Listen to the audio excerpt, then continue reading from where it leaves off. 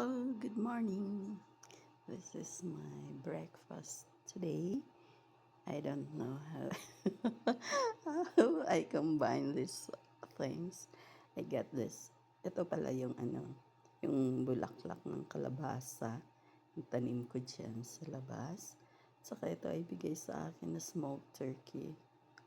Lightly fried ko. Tapos itong plantain.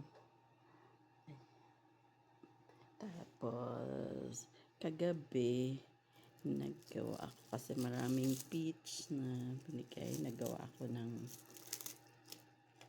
minatamis ko, preserve ko.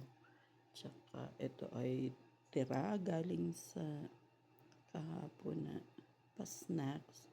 At nung isang gabi naman ay gumawa ko ng galunggong na sardinas.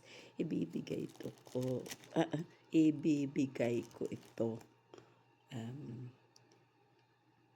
sa